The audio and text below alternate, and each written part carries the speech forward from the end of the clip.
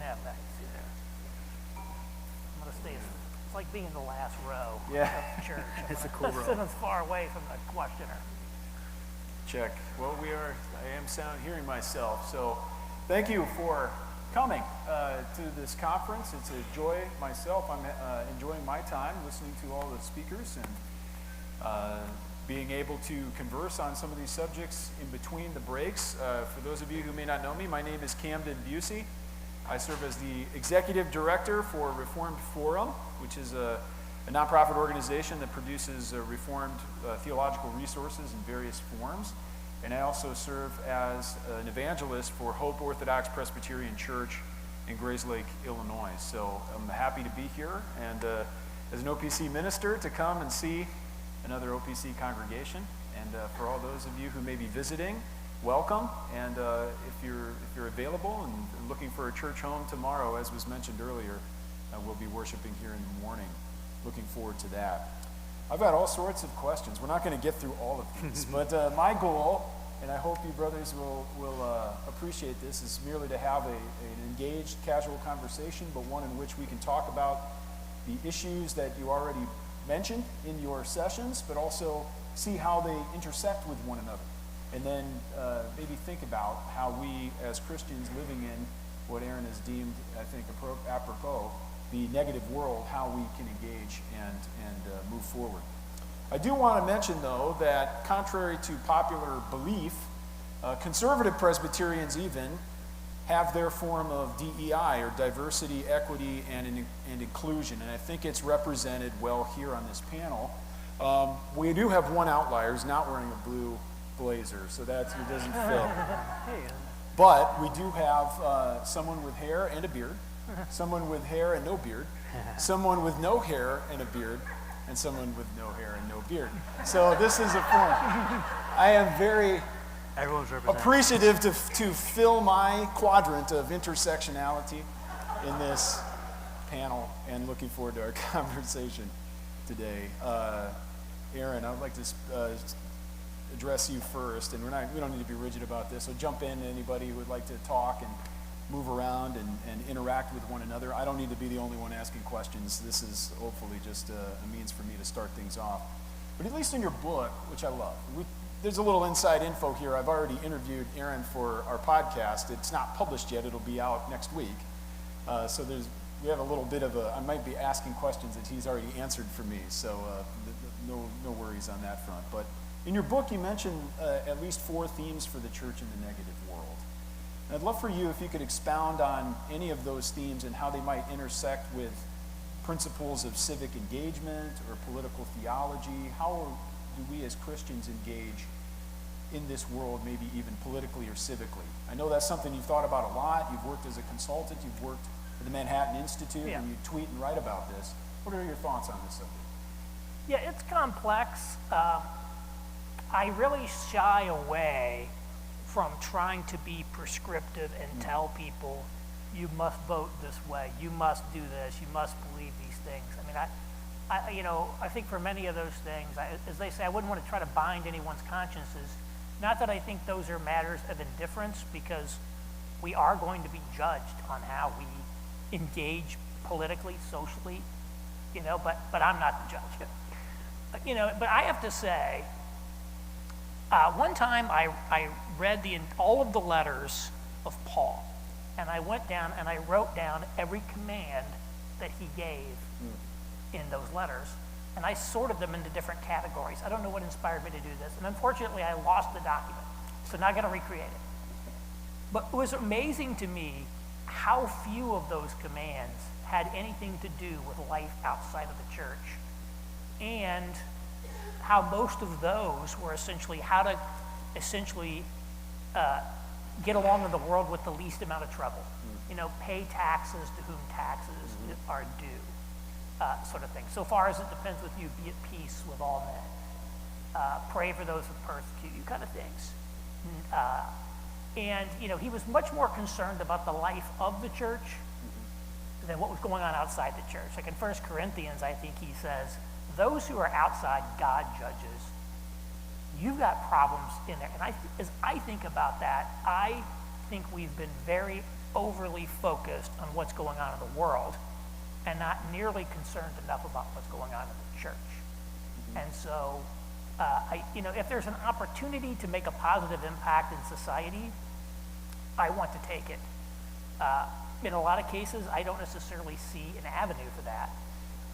So I'm just going to, get along the world as best I can. But I think, to me, there needs to be much more emphasis on, again, as I can't remember, is that Dr. Anderson talking about the chastising of the church. And judgment begins with the household of God. And I think we need to kind of be much more concerned about what we're doing and creating a moral ecology or economy that is distinct from the world. And the example I use in the book is, when it comes to, call it your sexual economy, is like, okay, great, if we're all, too much porn watching, too much divorce, too little family formation, we are sort of conformed to the world in many ways. And we need to be distinct from the world. I think if you're distinct from, and so I think that's the way we need to think about having a way of life that's distinct from the world, and how we hold ourselves to a sort of higher standard than the world holds itself to, or certainly a different standard in many cases. No, that's really quite useful.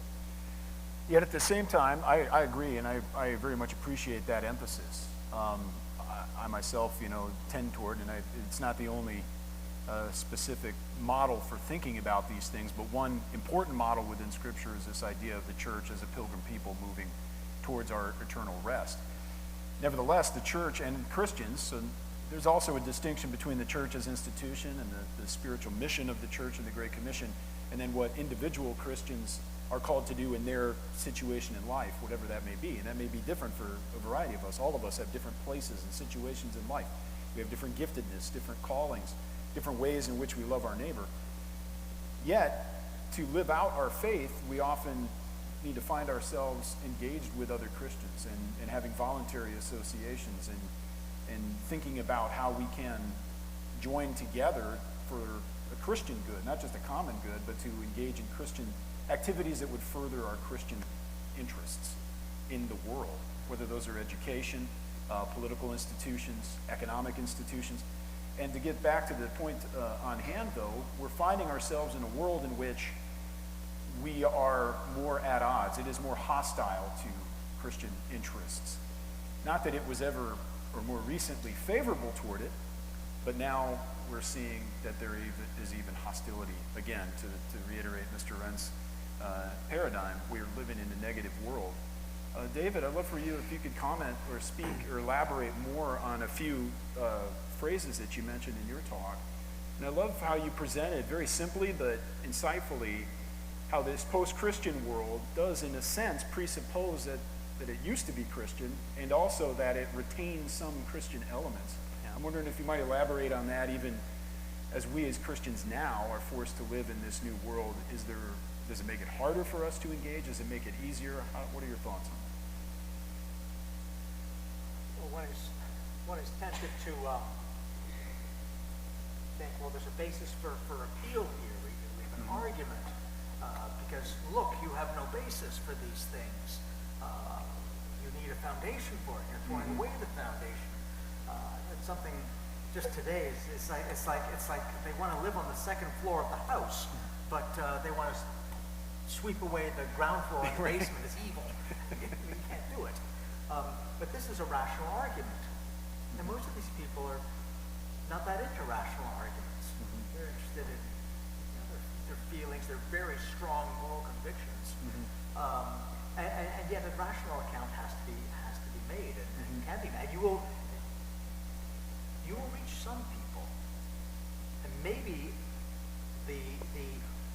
those whom the Lord has made open to reason and are in a position to do extraordinary things. Somebody once reached Augustine, just one guy. But things changed. But this is why I said it's parasitical on the Christian foundation. And what we're seeing is, as the Christian foundation is put in dump trucks and carried off somewhere to Staten Island or something, and where you dump things. You Yeah, didn't know that's where that. you dump things. And as the Christian fumes evaporate more and more, things fall apart. And you can point to that and say, look, things are falling apart, and it's because of this. And if you say, well, you have no foundation, well, that's a theoretical thing. Who cares? Don't give me your philosophy. But when things are falling apart, and it hurts, and it's San Francisco or it's Manhattan, and it's ugly and it smells and it's dangerous, then there's an appeal to the gospel. Look at this vanity and futility. Look at this death. Look at this decay. This comes from sin. There's a remedy for that, and he's not new. So there's a sad to have to be able to say it, but this miserable situation, would that it weren't there. But given this miserable situation, this can be used for gospel purposes. And of course, as the gospel, as we get revival and reformation, right? As we reform the church, as we purify the church, as we do Church of Christ better, sanctified, then that will overflow to society, right? In a democratic, market-driven society.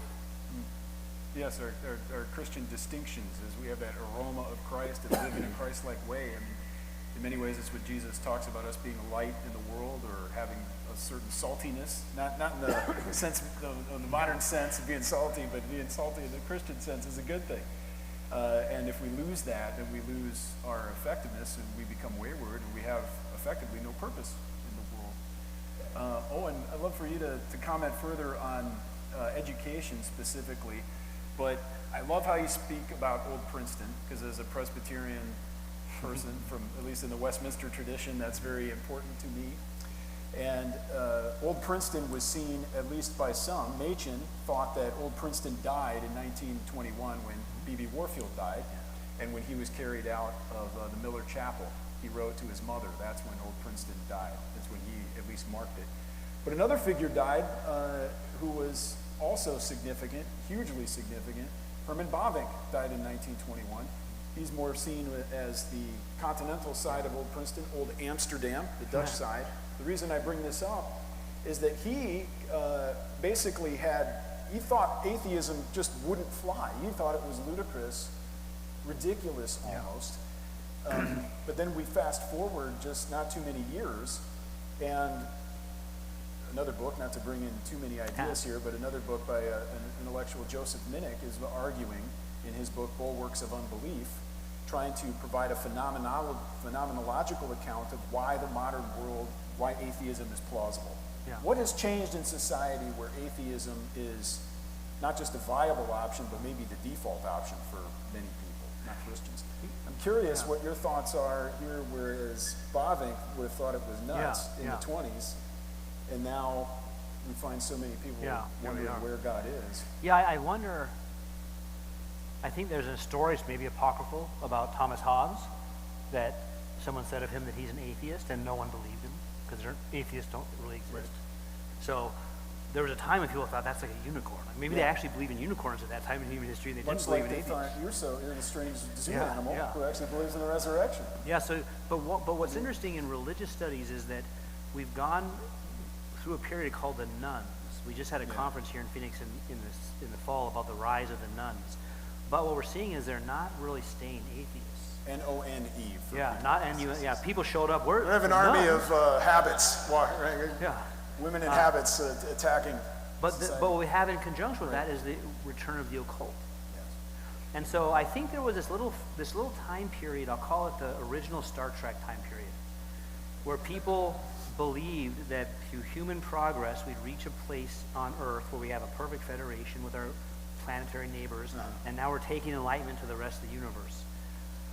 And that was a really short-lived time period of that kind of atheism. Interestingly, I didn't realize Lucille Ball was one of the originators of and producers of Star Trek? Star Trek, yeah, and of course, communist connection. But what's interesting is, even then, they do things like meet the Greek gods on other planets, and it's actually I don't know who came first, Chariots of the Gods or Star Trek, but it's this idea that the aliens built the pyramids and stuff, Sure. and that's the kind of story that Kirk meets Apollo or someone, and they had to leave Earth because no one was worshiping them anymore. So even then, I'm not sure. I'm not saying it couldn't be atheism, like the Soviets tried, and that's the empty sky guy, right? Major Gagarin, first human in orbit the Earth, comes back, and of course he's a Soviet, so he has to say this, but I think he really believes it. I looked around, and there's no God. And you think about it, even Apollo would be smart enough, though, like, if Apollo doesn't want you to know he exists, and you're looking through a portal, like, couldn't he be back here? And when you move the portal, like, he stays back there? Like, let alone you're looking for God who's a spirit, infinite, eternal. Like, the Soviets didn't know what they're talking about. Poor guy. So I'm not sure, like, would atheism even continue to work? But I think the point that David just brought up is really important. When you hear about testimonies, it's almost always coming out of suffering. So there can be more and less intellectual ones, like Augustine might be a more intellectual one, but even with him, you look into it, you'll see there's certain kinds of suffering in his life. And I would think that maybe is true at the cultural level also. And I wonder about suffering can either harden your heart, like Europe, for example, after World War II, became atheist. They really hardened their heart after those two world wars. Whereas in the 50s, the Americans are putting God and godly trust on their currency. So it's really two really different reactions to the world wars. Either you harden your heart more or you see God more. And I think at the personal level that could be true as well, where an atheist society invites all these kinds of suffering, and that might actually be what equips Christians to be able to preach the gospel, to say, yeah, how do you make sense of that? That's the question I like to ask students. Because even when they're non-rational, they don't care about a reasoned argument, they care about making sense of their life still. And so like you were saying, they had these strong moral convictions. You say, tell me about those. Where do those come from? And why do you think that would make a better society? And it really is only usually like 2 or 3 steps before it crumbles. It's kind of because they go into the conversation thinking, I've got this really well thought out system. And it's like one follow-up question, answer. The second follow-up question, it all just fell apart. I'm wondering, we're living in difficult times, but there have always been difficult times for the church. It's a temptation to have a recency bias and think our world is the worst that it's ever been. It's just not true when you understand history and you think about it with greater perspective and circumspection. Nevertheless, it is a difficult time. We are struggling. That is the evidence and witness of the New Testament, that we will always be in the midst of a world that hates us because we are united to Christ. Nevertheless, we find that God often brings good things from bad. You mentioned that and alluded to that, David. But we see at the end of Genesis with Joseph, who was sold into slavery by his own brothers, yet he doesn't hold a grudge against them and says, you meant this for evil, God meant this for good. Are there any ways in which we can look at this current negative world, the hostile culture that the church finds itself in, and see that there are certain advantages? I don't mean to say on balance this is a great thing, we love this, but I'm wondering, do you find any glimmers of hope or rays of light wherein it seems as if the Christian's witness and testimony might go forth in new and beneficial ways because the world has changed to become what it is? Any thoughts? Anyone?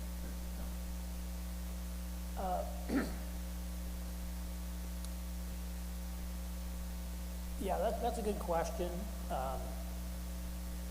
I do think people are looking for guidance in life. And one of the things that I mentioned in my book, and what actually got me interested in writing about Christianity at all, this was not my topic, was that I saw, this was a decade ago, all these young men are turning to online influencers to be gurus to life. They're not going to the church. Well, what's going on there? And I'd never, Jordan Peterson wasn't even around then. But then all of a sudden, it's Jordan Peterson, it's Joe Rogan. Of course, it's the infamous Andrew Tate and these people. And, some people turn to these guys because they're offering some promise of a hedonistic life.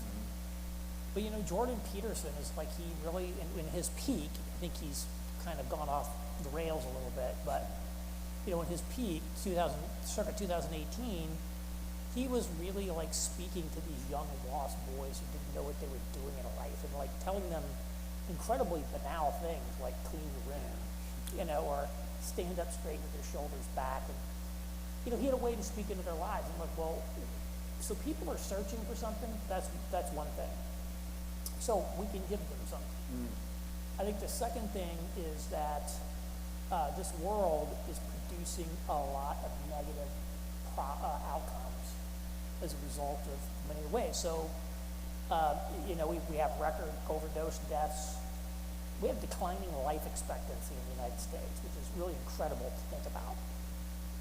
We have all these gambling addictions. So I think all of the problems that people can encounter in this world, which are a lot of them, again, you hit proverbial rock bottom, you're interested in God, potentially. I think that's there. I also think we're becoming it's very clear we're becoming a lower trust society. And, obviously trust in institutions is down. The old values of sort of fair play and things of that nature are kind of gone. And in a low trust society, people that you can trust can be appealing. Another example I mentioned in my book was the Quakers of the 19th century in England. That they were troublemakers, so I'm not going to advocate that we be troublemakers. But they had, again, a separate moral ecology in how they conducted business that attracted people to want to do business with them. And so I read a great article in the London Review of Books about Cadbury chocolate. And which is a Quaker business, back when they got going, most chocolate companies were adulterating their product with iron filings and sawdust and other things of that nature. And Cadbury's like, well, we're not going to do that. We don't do that. You're getting the good stuff, the true stuff. No, we treat our workers well and things of that nature. And so I think, there are opportunities.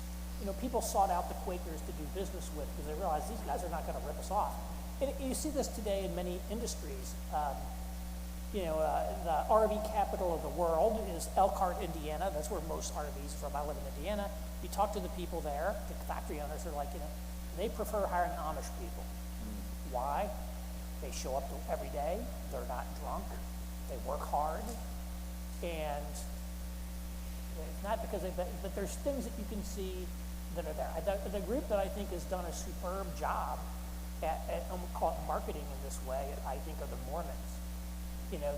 Almost every mommy influencer in the country who's big on Instagram and its places are Mormons. A high percentage of them are Mormons, for Mormons.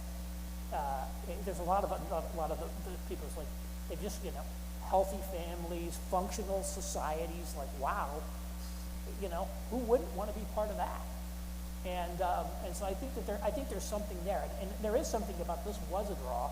There's the famous letter from Julian complaining that everybody's going to the Christians because they not only take care of their own poor, they take care of our poor, and they give each other great funerals, and they're doing things that are attractive, and we're not, and that's why we're losing.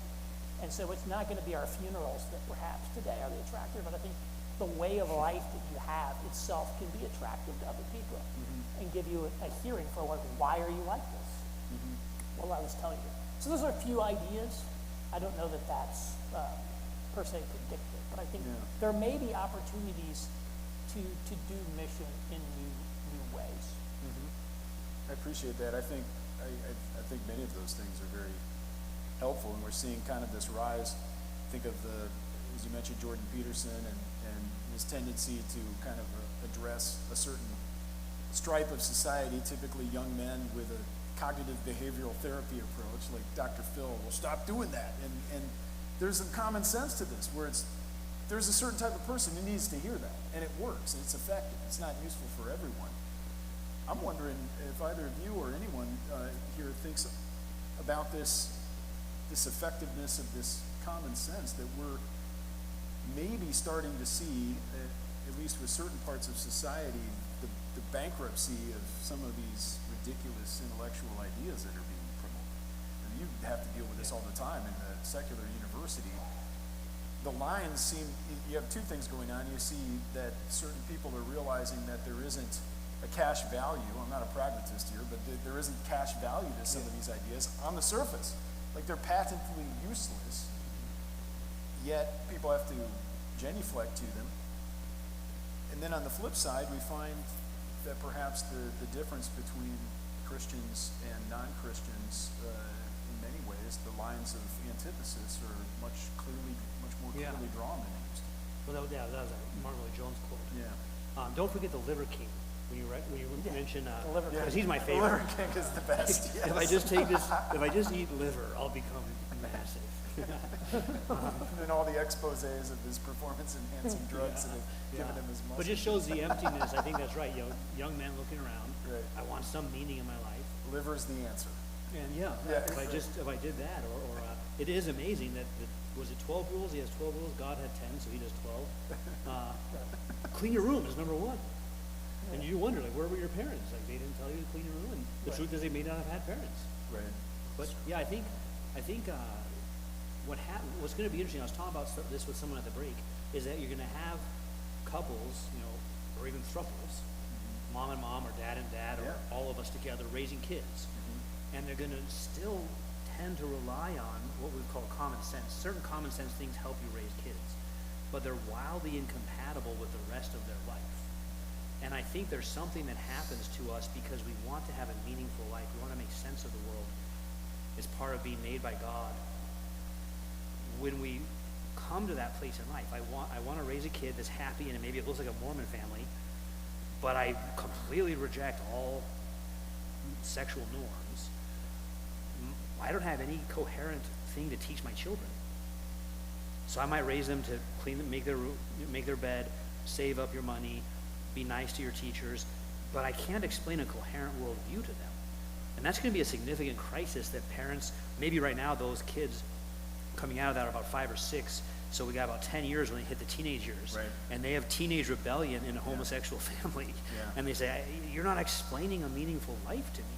And I would hope Christians will be there almost like unbelievers have been with our children, to say, actually, there is a coherent way to understand the world. That's extremely important, because if all we did was give Christian advice or what is ostensibly common sense without the Christian worldview or the Christian context in which that makes sense, we believe that Christianity makes sense of the world, and without it, nothing ultimately makes sense. If we only are providing those tidbits, or like Jordan Peterson, who believes that all of Christianity is a myth. Well, I'm always really sad. Exactly. You just said that where I work. Some people will say, oh, well, this is good. This is doing a benefit, but, No, you just said the right name, because I always kind of cringe when I see him being interviewed by a Christian and them saying, this is great. He believes Christ rose from the dead. You don't understand Joseph Campbell, I guess, right? Of course he thinks that. So did Osiris, right? They all did. So, yeah, I think that's so important. But I think there's this need for meaning coupled with I think David spoke about the anxiety in our world, the meaninglessness in our world. I think that explains why they're going to these influencers. This need for meaning doesn't go away, and it gnaws at you, and it produces despair. And that may explain some of the excessive behaviors that we see right now, which is, I'm going to die soon. Even if I live to be 80, that's not very long. I got to enjoy myself in the meantime. And so it's coming out of this despair about the ability to actually have any meaningful life. And so life just gets reduced to animal pleasures.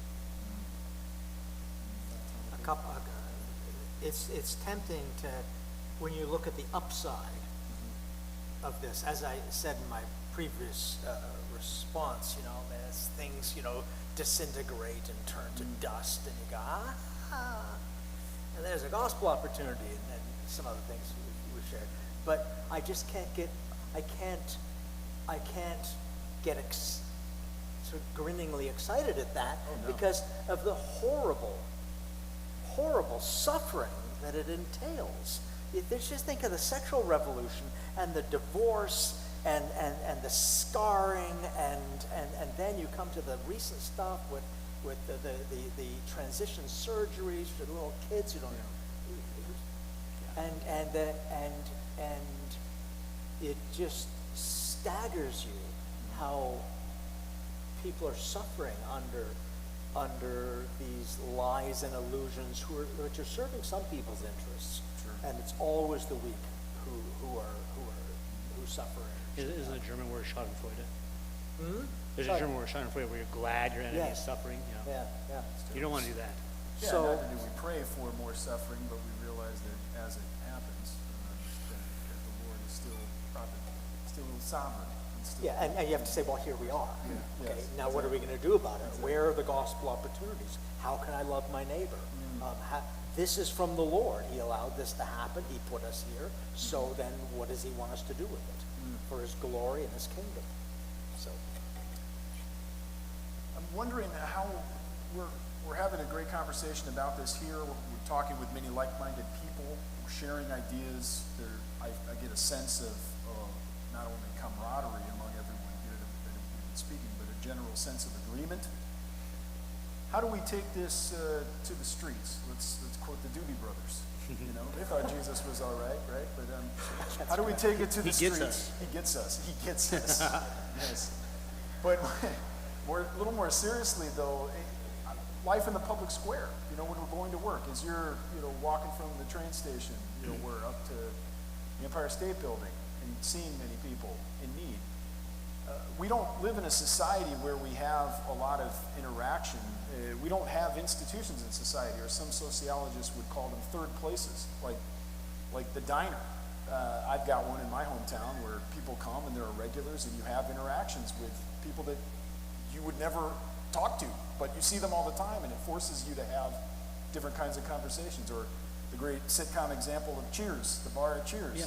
It's a third place. We don't have those anymore. Coffee shops. Yes. Kind of, that's what they do. Which Like one? Starbucks. Like for us It here does, in Phoenix, but- it's kind of Starbucks. Not really, but because you still don't talk to people. And you bring your computer to do work. and they've got earbuds. Yeah. You have earbuds, yes. You dissociate, and with as you mentioned, the transparent iPhone on your face, the Vision Pro. We don't just want to gets talk worse. with other people. But that's the world we live in, where we don't even have places to interact with the other very often at all. How then can we either remedy that or think about speaking as Christians and offering a true and lasting living hope, or providing help for those who are suffering because of the evil and wickedness within the world? Do you have any thought? I'm not asking for a giant program here, and there's no quick fix, but I'm wondering if you might elaborate, or if you have any thoughts about this issue, even if it's just to speak with greater clarity than I'm speaking about the condition. Well, you do urban stuff, right? Yeah, well, certainly there's been, all the studies about rising loneliness and social isolation and impacts of the pandemic, things of that nature. When I lived in New York, it was and I noticed much more in the big city than I do, like in Indianapolis. Like, a lot of people came to our church, and very obviously they were looking for some type of human connection. They're in the big city. You can just tell often that people are looking, they're reaching out. They want to start a conversation with you during the passing of the peace. And you can just tell they're looking for that connection. I think if we could just be attuned to that, I'm not going to create these new institutions. I don't know about them, but I can tell you there's people out there that I meet all the time, and you can just tell that there are people who are in need, or they're hurting, or they're lonely, and a lot of them are just looking for human connection. And if you're just open to that and willing to spend time with people, that would be one, call it retail way. You certainly do it. But Yeah, it's, if we wanna but it's have- also, it's like time consuming. If you want to have like a relationship with someone, that actually, you actually have to spend time with them on a regular basis. So we can only do that with so many people. Those are the things that we can, I think we just have our eyes open to what's around us. And one thing that's around you is your neighbors. Right. And everyone has neighbors. Right. It looks different in an apartment building than it does in a suburban neighborhood or whatever. But do you know your neighbors? Do you know them by name? Can you state one significant thing about each neighbor? I just got here, right? I just got here in June, and of course, associate pastor at a church.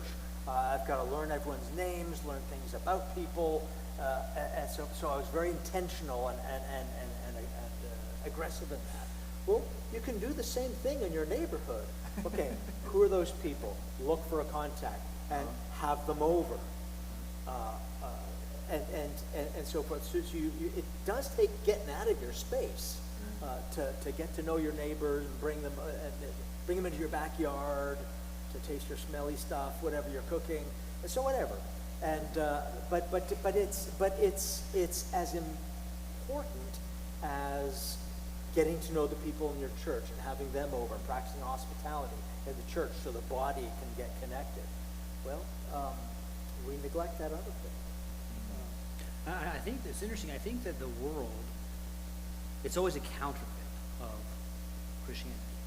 But I think you can see, let's call this, I don't mean this in a derogatory way at all, but relational evangelism. Some circles that use that, I don't mean that derogatory at all, it's really important.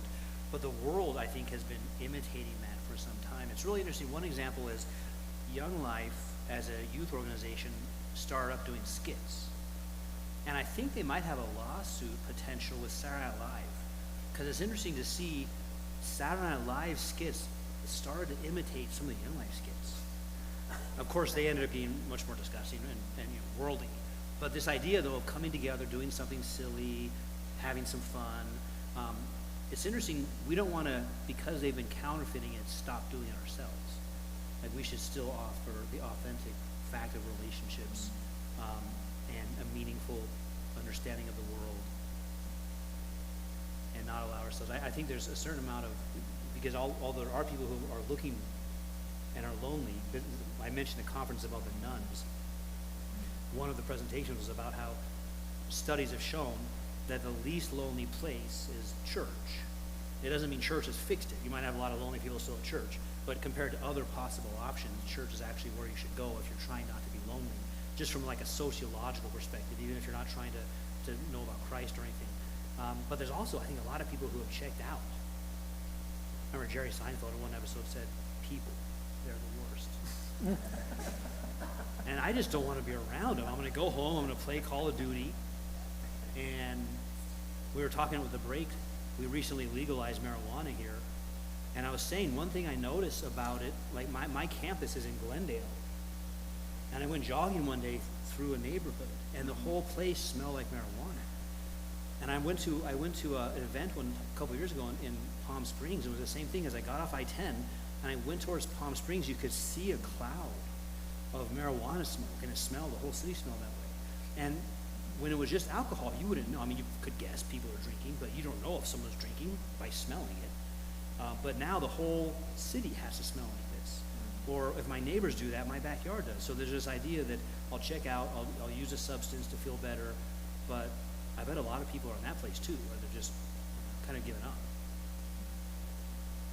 Have any of you spoken with any unbelievers about some of these topics? I know, Aaron, you've been getting around and speaking, and you certainly have contacts in the business world and other people, and I'm presuming not all of them are Christian, and they know you've written this book and they're speaking a lot. I wonder if any of your friends or family, or unbelieving family, if they have a perspective on this. Do they see things in terms of a declension, but yet not with the perspective of a Christian, or do they see things as optimistically progressing? I'm wondering what your experience has been. Yeah, maybe it's just the milieu. People who are following me, if you're following me, then obviously you're somewhat friendly to my work, most likely. So the people who are not there, and a lot of the people that in the milieus that I'm in tend to be that. Now, having said that, I have a lot of, because of my work with some kind of urban stuff, I have like a ton of like secular liberal people who follow me on Twitter. I'm promoting my book. This one guy I know who's a secular Jewish guy in New York, he bought it and he read it. And I think he didn't like it. I think he sent me like a 20-page letter, which I haven't read yet, but I'll have to respond to that one. And so I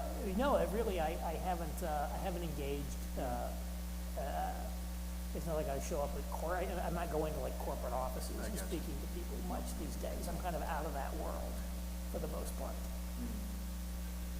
You know, here I am at a church. Okay, this is like your thoughts. Have you noticed a difference? You're in Indianapolis, lived in Chicago, lived in Indianapolis or New York. David, you've been in New York and you moved here now. Have you noticed a difference in what is your take with regard to what we've been talking about? Is there a difference between people in Arizona and people in New York? Well, there are more Christians, I think, per capita in Phoenix. There are more churches, and but I am not prepared to. Yeah. I mean, I like it much better here. Yeah. See, that's the way. Now you're learning. Now you're learning. It's the way to do it. But I haven't been here long enough to really assess things, and I don't get to historically. In answer to your previous question, I don't get to talk to unbelievers. Christian college, now Christian church. Before that, a Christian church. You know, I live in this. Can I make an observation about Please. that? Like, when it comes to New York City specifically, I think there is this myth that New York is this hardcore secular city. Maybe it was like that in the past, but today New York may be the most religion-friendly major city in America, I think. I think maybe part of it is because they always had a large Jewish population there, and there are a lot of Orthodox Jews. So if you go to any event, kosher food is available. You know not to schedule it on the Jewish holidays, and so I think there's always just been this idea in New York that you have a religion and it's part of your public life. A lot of Catholics there walking around with ashes. Good Friday is a public holiday. It's like, I've never seen a place where the city shuts down as much for a holiday like Good Friday as they do in New York. The markets are closed, it's there. And so this idea that you have a religion and it's part of your public persona is there. And I've heard it estimated that there are 1.6 million evangelicals in New York. One of them, most of them are in immigrant communities in the city. There's a great website called A Journey Through New York City Religions, published by Tony Carnes, who's a sociologist/journalist. He calls New York America's first post-secular city. So I think it does. There is some kind of weirdness there. I think I lived on the Upper West Side of New York, and then I lived in downtown Indianapolis. I think the Upper West Side is a far more congenial place for a serious Christian to live than downtown Indianapolis is, believe it or not. Because in the cities like Indianapolis, it's sort of like when you're not in the cool kids club, you always try harder. And so I think the urban progressives of these flyover country, flyover America cities are always like 10 times worse than they would be in like an actual city like New York. Like I live in one of the most progressive neighborhoods and nobody really cares. And whereas I think it's like actually, it's actually less tolerant in other places than it is in New York. It's like this rule. Here's a rule from corporate America, corporate consultant. It's almost invariably true that the higher you go in the org chart, the more open-minded the person is. The CEO is always open to new ideas. It's the middle managers who are the most closed-minded and most defensive about their position. So I feel like there is a sense, and sometimes these things, just because it's New York, it's not necessarily as bad as you might think. We also find, I lived in New York's bitter younger little brother, Philadelphia, for 5 years when I was in seminary, and the Philadelphians really get upset when they get when the New Yorkers diminish them and their supposed significance. But my wife and I lived in a rather progressive area, and we were members of a food co-op, and we loved it. But we found that you were forced to. Part of the co-op, we had to work there in order to be able to shop there, and it was great. We loved that. But then when you're working, you're talking to people that are very different from you, and they want to hear your ideas. and we had some people say, well, tell me about your really crazy progressive ideas. We're like, well, maybe our ideas are crazy to you, but we would explain, our conservative Presbyterian Reformed views. He said, that is so wild. But for them, it was this horseshoe effect you maybe have heard of. But you got the two poles and you go almost so far left or so far right, you bend back up at the bottom of the horseshoe. And you find a lot of people like homeschoolers. Far left, far right, in many ways. I know a lot of people homeschool, but I mean, far left, far right, they meet at the bottom of the horseshoe in that regard. And there might be opportunity there for that. You'll hear someone like that say, I'm going to send my kid to public school. And you think, oh, why? Because of like the pride stuff. Right. No, there's too many Christians in public school. Public school. Goodness. Well, I at least want to ask one more question. Perhaps we can keep the conversation going, but I know we've been focusing on, and for good reason, on the United States and our American context. I'd love to hear if you have any thoughts about the United States with respect to the global culture. I know it's very different in different places, whether we're speaking in Asia or Europe or whatnot. Do you have any particular thoughts or comments or things you'd like to share on what may or may not be unique to the United States with respect to the rest? I know, Owen, you've done a ton of work on the Declaration of Independence and, civil religion, so to speak, at least what's embedded in our founding documents. That might have some things there to mine. But Aaron, I know what you've been doing as well has not been focusing on the global sphere, but no doubt you've heard many people ask you questions like I always this. say, I don't talk about too much about what's going on in other countries because I just don't know those countries. Yeah, sure. One thing I do say is, I hear some people say Christians being persecuted in America. And while I do believe you might be able to find individual cases where someone experiences that, I think it's an extreme outlier scenario. I would not, you go to China, pastors being thrown in jail.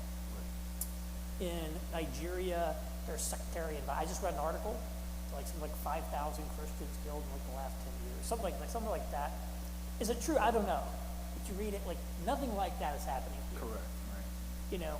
But it's like, I always say, Paul was, beaten with rods, he was stoned, he was shipwrecked, he had all these terrible things happen to him. But nobody ever took away his ability to make a living as a tent maker. That's a possibility in the United States, that you might lose your job. So there's different and more subtle forms of pressure here, maybe than in other places.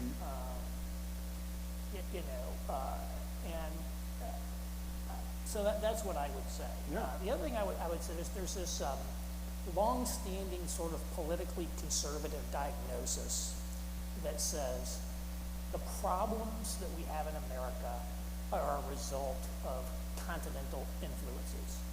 It was the Frankfurt School, or it was, the postmodernists and Foucault and those people, that the source of our problems are bad ideas from Europe. I think, unfortunately, the source of our bad ideas is the United States of America, right? And I think, you hear that less today because, it's other people, like in France, they're now complaining about le wokeism, coming to we don't, this isn't us, right? And so I think, I would tend to view our problems as homegrown rather than foreign imports. Communism, we're not dealing with, communism. We're dealing with things that are from American provenance.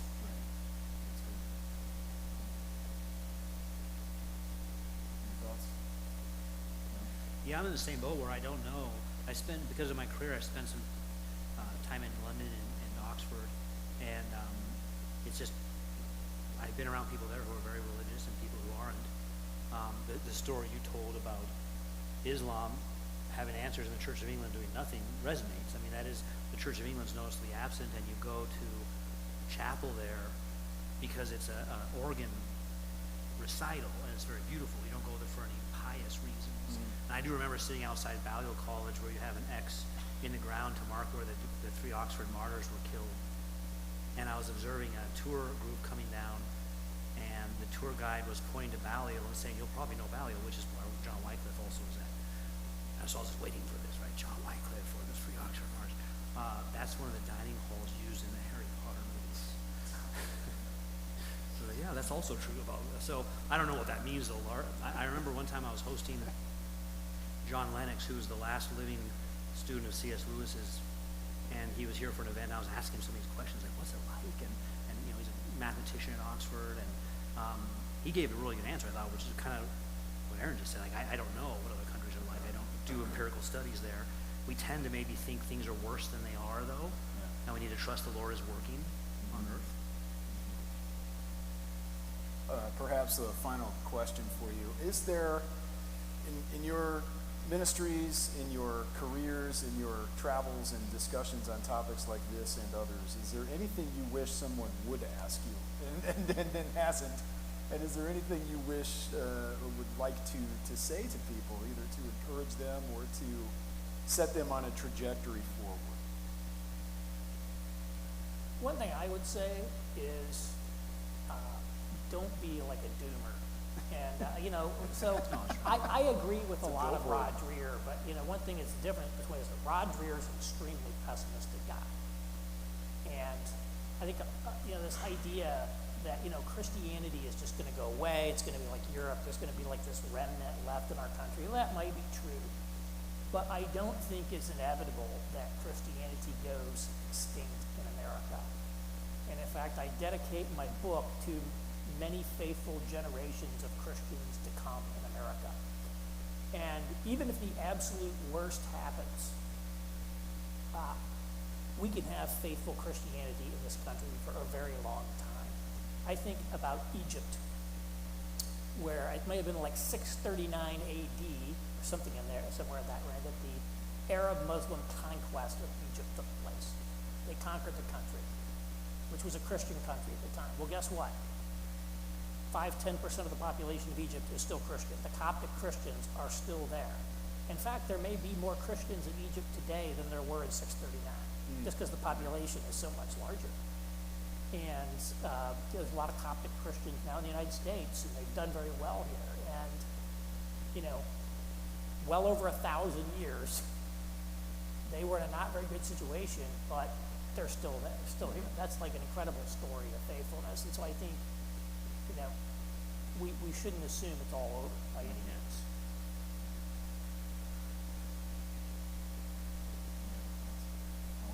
I really appreciate how David wrapped up with Caleb and Joshua. That was just perfect, because I think that is precisely, I brought up Daniel also, but that was precisely, that attitude is the one I would want to have myself. God promised these things. That's walking by faith, not by sight. You say, I don't see it around us right now. Oh, but we know God rules, and Christ is ruling until all of his enemies are made his footstool. And so we get to be part of that. We should be nonstop excited about it. I remember there was this skit, I don't remember if it was David Letterman or who it was, but C.K. Lewis, the comedian, was on a talk show talking about how we complain about everything. And he said, for example, you'll have people, you'll say, hey, how was your flight? You flew from New York to Los Angeles. How was it? It was miserable. We stayed on the tarmac for an extra hour. They ran out of peanuts. Wi-Fi stopped working halfway through the flight. And then the point of the comedian was, in 5 hours, you got from New York to Los Angeles. Just 50, 75 years ago, that would have been a 3-month-long trip where half your group would have died, right? You're 35,000 feet in the air, flying at 400 miles an hour. The whole time you should be like, this is amazing. And I thought about the Christian life, like applying to that, like how quickly do we complain and grumble? We should be like, God rules the world and is transforming it and to reveal his glory. This is amazing. Yeah. Like you wake up, you think that, you go to bed, you think that, you dream about it all night. Yeah, we ought to think that way. Amen. And talk about it with our children, with those around us, and share that news with other people. Amen. Any final thoughts, Dave? It's an interesting question. What question would you like somebody to ask? I respect everyone will ask me this question, but I'd like to, particularly a young person, what should I read? Yeah, right. What 2 books should I read? Well, aside from the Bible, cover to cover, over and over again, carefully and thoughtfully, Leo Strauss, The City and Man. lays out the crisis of Western civilization. And I mentioned it already, C.S. Lewis, The Abolition of Man, which also looks at the crisis where rationalism and post-rationalism leave us. Read them again and again. Get someone else to read them, talk about them together. Yes, I love that. Thank you. Thank you all for your contributions and your thoughtfulness and for sharing this. I want to encourage you in your travels and in your ministries to continue sharing these lessons for the church. It's a great benefit. So let's give everyone a round of applause, please. Very nice.